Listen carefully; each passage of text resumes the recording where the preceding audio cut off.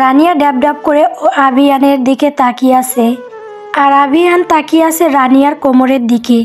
রানিয়াও দৃষ্টি অনুসরণ করতেই বিচলিত হলো। মিহি সুরে আবিয়ানকে প্রশ্ন করলো, কি হয়েছে, এভাবে তাকিয়ে আছেন কেন? দেখছি। আবিয়ানের অদ্ভুত শান্ত কণ্ঠস্বর রানিয়া তাতে যেন আরও বেশি বিচলিত হলো। কাপা স্বরে পুনরায় প্রশ্ন করলো, কি দেখেছেন? তোমাকে? সরি, তোমার কোমরকে। আবিয়ান কথাটা বলে নিজেই নিজের প্রতি বিরক্ত হলো। মনে মনে বলল, শিট, কি হচ্ছে আমার? এই মেয়ের জন্য কিনা। আবিয়ান নিজেকে সামলে নিয়ে আবারও বলল, কোমরে কতটা ব্যথা পেয়েছো? কেন? বেশি ব্যথা পেলে প্রবলেম হবে ফিউচারে। এখনই মলম লাগানো প্রয়োজন। ব্যথা দিয়ে আবার মলম লাগানো হচ্ছে। ব্যাটা বজ্জাত, জুতা মেরে গরু দান করছে।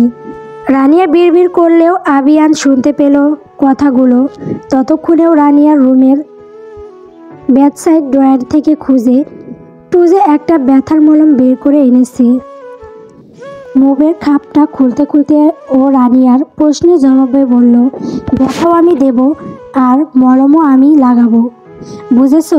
আবিয়ান রানিয়ার কোমরের কাছ থেকে কামিজের কোণার অংশ কিছুটা টেনে উপরের দিকে উঠাতেই রানিয়া কিঞ্চিত চমকে উঠল। দ্রুত আবিয়ানের হাত চেপে ধরে ওকে বাধা দিয়ে বলল, এ কি করছেন? লজ্জা শরম কি একটুও নেই আপনার? নিজের বিয়ে করা বউয়ের সাথে আবার কিসের লজ্জা? জবাবটা দিয়ে রানিয়ার চেপে ধরে রাখা হাতটা টেনে সরিয়ে দিয়ে জোরপূর্বক ওরে কোমরের কাছে থেকে কামিজ সরিয়ে কিছুটা মলম বের করে হাতে নিয়ে আবিয়ানের উদ্বিগ্ন স্বরে প্রশ্ন করলো, কোথায় ব্যথা পেয়েছো? এই যে এখানে। রানিয়া দেখিয়ে দিতে আবিয়ান সেখানে মলম মালিশ করে দিতে লাগলো। এতটাই কোমলভাবে মালিশ করতে লাগলো যে রানিয়ার সংবেদনশীল ত্বক মারাত্মক শিউরে উঠল। অকম্পমান স্বরে বলল, আবিয়ান, হ্যাঁ বলো, প্লিজ তাকাবেন না। তাকাবো না মানে? তাকাবেন না মানে তাকাবেন না, প্লিজ আবিয়ান। ভদ্রসভ্য স্বামী আমার, প্লিজ তাকিয়েন না। এই মেয়ের অদ্ভুত কথাবার্তা শুনলে রীতিমতো বিরক্ত লাগে আবিয়ানের, একই সাথে রাগও উঠে প্রচণ্ড। তবে আপাতত সেই রাগকে দমন করে রেখে আবিয়ান ওর কোমরে মালিশ করে দিতে দিতে বলল, আমি না তাকালে কে তাকাবে?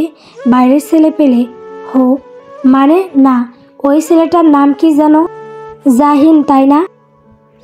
জাহিন সর্দার, জাহাঙ্গীরনগরের অনার্স প্রথম বর্ষের স্টুডেন্ট। চট্টগ্রাম ফেরার আগে দেখা যাবে ওকে। আবিয়ানের কথা শুনে আঁতকে উঠল রানিয়া।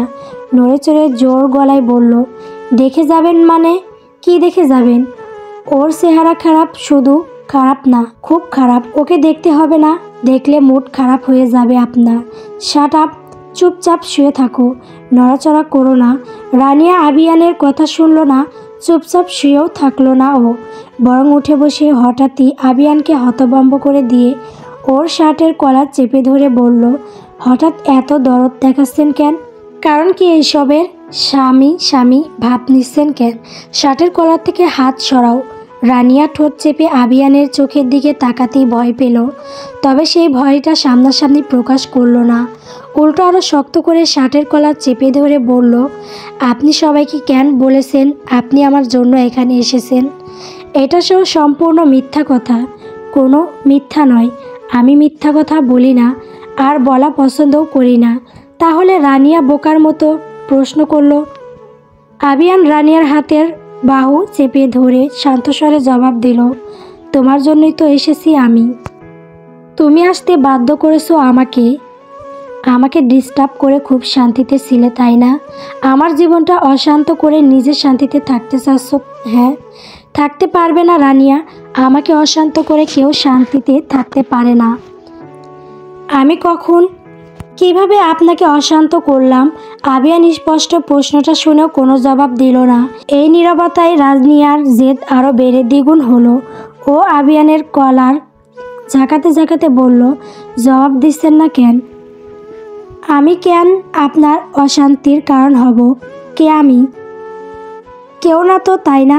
হঠাৎ এতদিন পরে আসলেন কেন আমার কাছে? এখন ডিভোর্সের কথা বলায় আপনার যে একটা বউ আছে সে কথা মনে পড়ছে, তাই না? ওকে, আপনি আমাকে ডিভোর্স দিবেন আজই, এখনই। ডিভোর্স না দিয়ে চট্টগ্রামে ফিরতে পারবেন না আপনি। আবিয়ান যথেষ্ট শান্ত থাকার চেষ্টা করলো। নিজের রাগটা উচ্চ মাত্রায় উঠতে দিতে চাইল না এখন কোনো অঘটন ঘটুক। তবু রানিয়া ওকে রাগিয়ে দিল এবার। আবিয়ানকে ধাক্কা দেওয়ার চেষ্টা করতেই ও রানিয়ার কোমরে যেই জায়গায় ব্যথা পেয়েছিল ঠিক সেখানটাতেই দুহাত শক্ত করে চেপে ধরে বিছানার সাথে মিশিয়ে নিয়ে বলল, জেদ ধরো রানিয়া, ইউ নো দ্যাট তোমার চাইতেও বেশি জেদ আমার। হ্যাঁ হ্যাঁ জানি আপনার জেদ অনেক বেশি। কোনো মানুষের এত জেদ হতে পারে না, অমানুষদের হয়। আপনি অমানুষ, তাই আপনার সীমা ছাড়া জেদের জন্যই তো নিজের আন্ডারের ট্রেনিং ক্যান্ডিডেটদের সামান্য ভুলেও অমানুষের মতো শাস্তি দিতে বাধে না আপনার। আপনাকে খুব ভালোভাবে চিনি আমি। চেনো যখন আরও চিনে নাও। আবিয়ান নিজের নিচের ঠোঁট কামড়ে ধরে রানিয়াকে আরও শক্ত করে চেপে ধরল। ওর পিঠে বলিষ্ঠ হাত জোড়া রাখল। রানিয়া ব্যথা পেল, সেদিকে খেয়াল নেই আবিয়ানের। রানিয়ার মাথাও বুধ চেপেছে এখন। সন্ধ্যায় আবিয়ানের তার বাবা মাকে বলা কথাগুলো মনে পড়েই জেদ উঠেছে ওর। ও আবিয়ানের হাতের কবজি কাজটায় খামচে ধরে রেখে বলল, আমি কোনো কথা শুনতে চাই না, আমাকে ডিভোর্স দিন। ডিভোর্সের এত শখ তোমার, তাই না? একটা পবিত্র সম্পর্কে নষ্ট করার জন্য উঠে পড়ে লেগেছো। আমার রেপুটেশন নষ্ট করতে চাইছো। গুছিয়ে দিছি তোমার এই শখ, এই দিবা স্বপ্ন। এরপর আর কখনো ডিভোর্স চাওয়া তো দূর, ডিভোর্সের কথাও বেয়াদব মুখে আনতে পারবে না। রানিয়া বউ কুচকালো। প্রথমে বুঝতে পারল না আবিয়ানের কথা, পর মুহূর্তে আবিয়ানের চোখে চোখ রাখতেই বুঝতে পারল ও কী করতে চলেছে। রানিয়া অপ্রস্তুত হলো, প্রচণ্ড রকমের ঘাবড়ে গেল।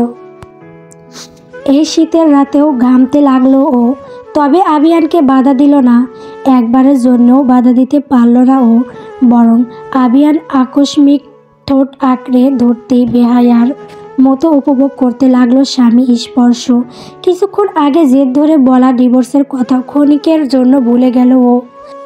সাত সকালে উঠে গোসল সেরেছে রানিয়া। ও গোসল করে আসার পরই দেখলো আবিয়ানও ফ্রেশ হতে গেছে। আবিয়ান চলে যাবে আর অল্প কিছু সময় পরেই। রানিয়া সে কথা মনে পড়তেই অজানা কোনো কারণে কান্না পাচ্ছে ভীষণ। ভেতরে মন ডুগরে কেঁদে উঠছে। রানিয়া ঠোঁট চেপে কান্না আটকানোর চেষ্টা করছে। ও বিছানা গোছগাছ করছিল, সব কিছু এলোমেলো হয়ে আছে। সব গুছিয়ে রাখতে দেখলো আবিয়ান ফ্রেশ হয়ে বেরিয়ে এসেছে।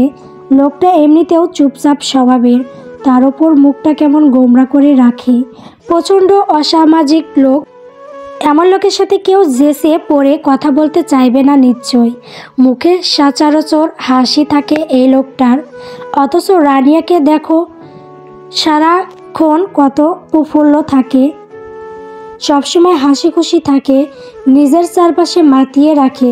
চাদর ভাঁজ করতে রানিয়া আর চোখে তাকিয়ে দেখলো আবিয়ান ড্রেসিং টেবিলের আয়নার সামনে দাঁড়িয়ে তোয়ালে দিয়ে ভেজা চুল মুছছে। চুল আর্মি কাট দেওয়া, দেখতে সুন্দরী লাগে। সদ্য গোসল সেরে আসা সুপুরুষকে দেখে রানিয়ার বেহায়ার মতো একটানা তাকিয়ে থাকতে ইচ্ছা করে। তবে ও নিজের মন এবং চক্ষু নিয়ন্ত্রণ করার চেষ্টা চালায়, সরাসরি তাকায় না আবিয়ানের দিকে। অদ্ভুত ব্যাপার হলো, ওপাশে দাঁড়ানো লোকটা একেবারের জন্য তাকাচ্ছে না রানিয়ার দিকে। রানিয়ার রাগ হয় খুব। পুরুষ মানুষ এমনই, রাতে একরকম আর দিনে আর এক রকম। রাত দিনে হুবহু মেলানো যায় না এদের। আবিয়ান খুব দ্রুত তৈরি হয়ে নিল। রানিয়া বিছানার উপরে বসে ওর তৈরি হওয়া দেখল। আবিয়ান রুম থেকে বের হওয়ার ঠিক আগ মুহূর্তে রানিয়াকে কাছে ডাকলো হঠাৎ। রানিয়া চুপচাপ এগিয়ে গেল। আবিয়ানের সামনে গিয়ে দাঁড়াতেই লোকটা রানিয়াকে আপাতমস্তক দেখলো এক পলক, তারপর হঠাৎ মেয়েটাকে সর্বোচ্চ চমকে স্তব্ধ করে দিয়ে বলে উঠল, আজকে আমি এখান থেকে চলে যাওয়ার পর থেকে আমার সাথে আর কোনো প্রকার যোগাযোগ রাখবে না রানিয়া। কোনো কল টেক্সট কিছু না।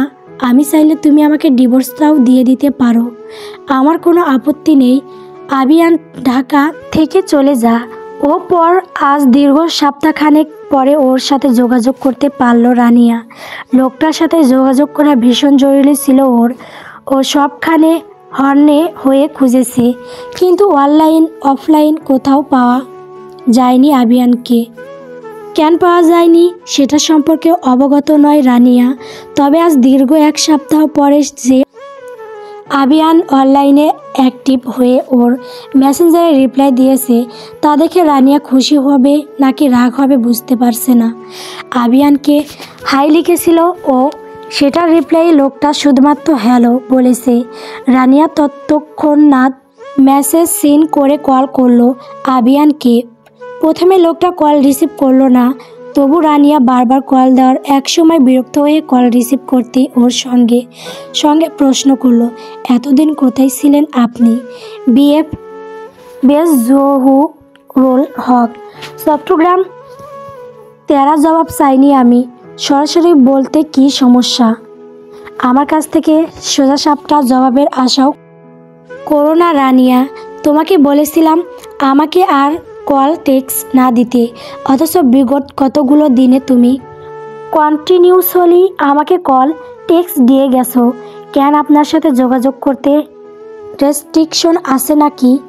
রেস্ট্রিকশন তো অবশ্যই আছে। ঢাকা থেকে ফেরার সময় স্পষ্ট জানিয়ে দিয়েছিলাম তোমাকে। তোমার মনে হচ্ছে মেমোরি খুব বেশি খারাপ।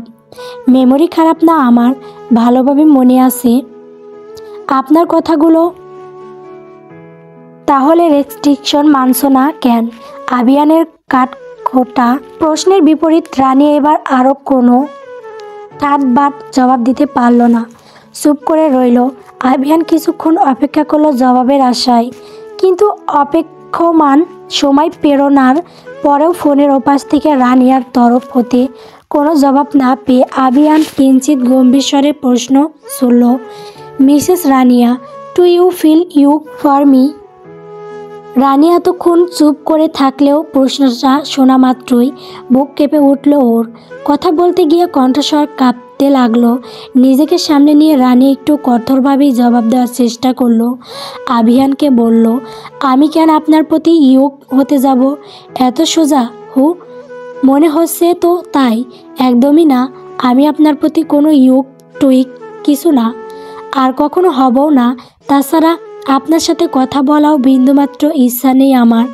এই কদিন যোগাযোগ করার চেষ্টা করেছিলাম শুধু একটা কারণে। কি কারণ? আপনি কি আমার উপর রিভেঞ্জ নিতে চাচ্ছেন? কিসের রিভেঞ্জ? এই যে ডিভোর্সের কথাবার্তা বলে আমাকে। তোমাকে কি?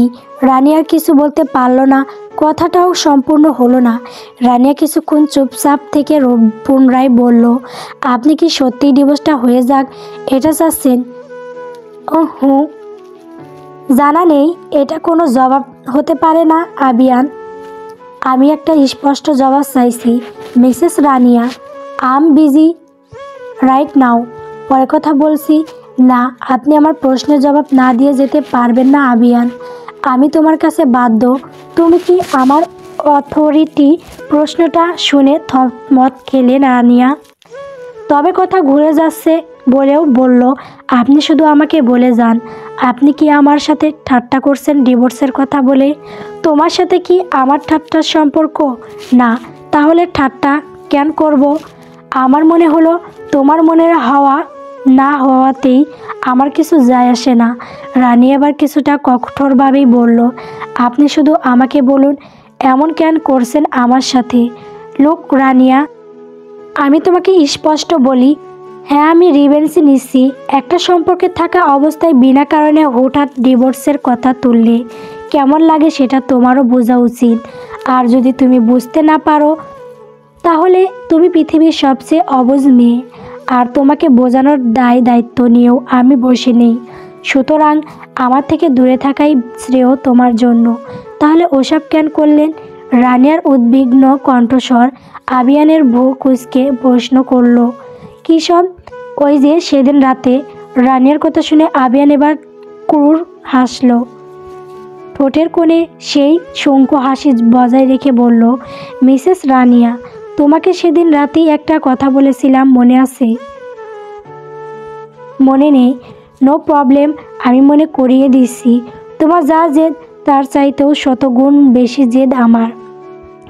জানো তো, ছোটবেলায় মাঠে খেলতে গেলে কেউ যদি আমার কাছ থেকে ফুটবলটা একবার সরিয়ে নিত, তখন আমি তাকে খেলার সুযোগই দিতাম না, আর তার পায়ের কাছে বলই পৌঁছাতো না। একবার আমার এক দূর সম্পর্কের আত্মীয় আম্মাকে বলেছিল, তোমার ছেলে তো বেয়ারা, ওকে দিয়ে ওসব ডিসেম্ট অফিসার হবে না।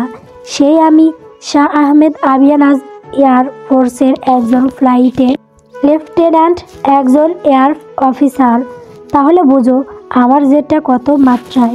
সে আমার সাথে কিনা তুমি এতটুকু মেয়ে জেদ দেখানোর সাহস করো, এখন করেই ফেলেছো যখন, তখন আর জেদটাও দেখে নাও। ডিয়ার ওয়াইফ, আমার ভেতরের জন্য আমি সর্বোচ্চ সীমা পর্যন্ত যেতে পারি, সেখানে ওসব আমার কাছে খুব সামান্য। তবে তুমি কখনো নিজের কৃতকর্মের জন্য আমার কাছে আন্তরিকতার সাথে ক্ষমা চাও, তখন না হয় আমি সব কিছু ঠিক করে নেওয়ার কথা ভাবতে পারি। সরি বললে, সরি মাই ফুড। আপনার কথাবার্তা শুনে যা বোঝা হয়ে গেছে আমার। আপনার মতো জঘন্য লোককে আমি কখনো সরি বলবও না।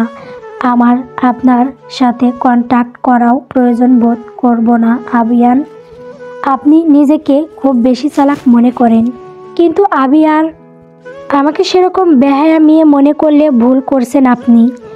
ভাববেন না আপনার ওসব কাজের জন্য আপনার প্রতি দুর্বল হয়ে আমি হাতে পায়ে ধরে আপনার কাছে থাকতে চাইব। সে ভাবলেও ঘৃণা লাগে আমার। আপনার আমার সম্পর্ক আনঅফিসিয়ালি এখানেই শেষ, আর অফিসিয়ালি শেষ করার প্রয়োজন হলে আপনি এসে করে যাবেন। এসব নিয়ে সময় নষ্ট করার মতো সময়ও আমার জীবনে নেই। Good bye. রানিয়া ফোনটা কেটে দিল। আবিয়ান ফোনের এপাশ থেকে চুপচাপ এতক্ষণ ওর কথা শুনছিল। রানিয়া কল কাটতেই কুর হাসলো ও। হাতের ফোনটা ডেস্কের ওপর ছুঁড়ে ফেললো, চেয়ারে বসে মাথা এলিয়ে দিল। তখনই একটা মেয়ে কোনো প্রকার নক না করা ছাড়াই ওর কেবিন রুমে আসলো। মেয়েটাকে দেখে উঠে বসলো আবিয়ান। মেয়েটা এগিয়ে এসে বলল, সব কিছু ঠিকঠাক তো? ঝামেলা করবে নাকি আবার? আবিয়ান মুচকি হেসে জবাব দিল, ওহ করবে না, ভীষণ বোকা, ও বোকাই থাকুক। মেয়েটাও হাসলো। এই ছেলেটা সহজে হাসে না, ওর ওই ছেলেটার বিরল হাসি দেখতে বড্ড ভালো লাগে, শান্তি অনুভব হয়। একটা প্রাসঙ্গিক কারণে হাসছে দেখে ভেতরে ভেতরে ভীষণ আনন্দ অনুভব হচ্ছে মেয়েটার। আজ প্রায় 25 দিনের মতো কেটে গেছে আবিয়ানের চট্টগ্রাম ফিরে যাওয়ার। রানিয়া নিজের জীবন নিয়ে ব্যস্ত হতে চাইছে, মুভ অন করতে চাইছে, কিন্তু মাঝে মধ্যে ওই দিনটা খুব বাজেভাবে মনে পড়ে যায় ওর। নিজেকে অপরাধী মনে হয় ভীষণ, কারণ ওর নিজেরও দোষ ছিল। ও সায় না দিলে আবিয়ান ওর কাছে ঘেঁষতে পারতো না। কিন্তু বড় বোকামি করে ফেলেছে রানিয়া, অনেক বড় বোকামি। এখন তার ফল হাতে নাতে টের পাচ্ছে। এই যে ওই স্মৃতি ওকে কুড়ে কুড়ে খাচ্ছে যেন। না, স্মৃতিটা যেন খুব ভালো তাও নয়। অনেক সময় মানুষের জীবনকে সুন্দর স্মৃতিগুলোর চাইতে বাজে স্মৃতিগুলো দখল করে রাখে বেশি। রানিয়ার সাথেও হয়েছে তাই। ওর জীবনের এত সব ঘটনা কাকে বলবে ও? সবাইকে সব কথা বলা যায় না, চাইলেও বলে উঠতে পারে না। রানি এখন আবারও অ্যাডমিশনের প্রস্তুতি নিচ্ছে। 1 বছর গ্যাপ দেওয়ার তো কম কথা নয়। তবে রানিয়ার নিজের ওপর ভরসা আছে। ওর মনে হয় ও চেষ্টা করলেই পারবে। পড়াশোনার ক্ষেত্রে বেশ ভালো ছাত্রী ও, ওকে দিয়ে সম্ভব হবে। সেই সম্ভাবনা নিয়েই পড়াশোনা করছে রানিয়া। আর কমার্স পড়েই অ্যাডমিশন শুরু।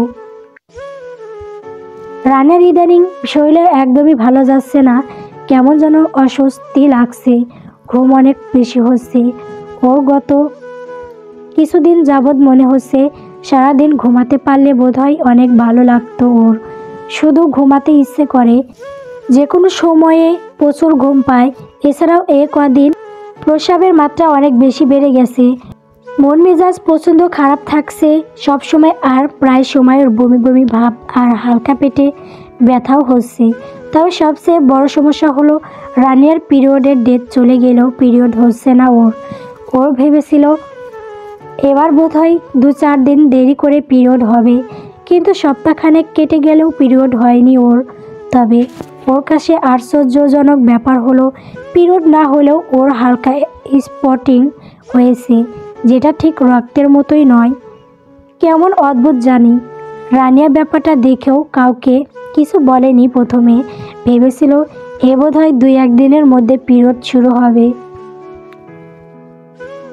এটা তার পূর্ব লক্ষণ। কিন্তু এমন কিছুই হলো না। আজ গোটা 4টা দিন কেটে গেছে। রানিয়া বুঝদার মেয়ে, ওর অনেক কিছু সম্পর্কে মোটামুটি ধারণা যে একেবারে নেই তা নয়। সেই ধারণা থেকে আজ এসব নিয়ে অনেকক্ষণ যাবৎ ভাবতে বসে আটকে উঠল অজানা এক আশঙ্কায়। মনের ভ্রান্তি ভেঙে তাড়িয়ে দিতে চাইলেও একটা দ্বিধা মনে থেকেই গেল। সেই দিনটাকে কোনোভাবেই সরাতে পারছে না রানিয়া। যতক্ষণ পর্যন্ত নিজের নিশ্চিন্ত না হচ্ছে ও মনে প্রাণে দোয়া করতে লাগলো ওই যে আশঙ্কা করছে সেটা যেন ভুল প্রমাণিত হয়। রানিয়া আজ বিকালে কোচিং ছুটি শেষে দেরি করেই ফিরল বাসায়।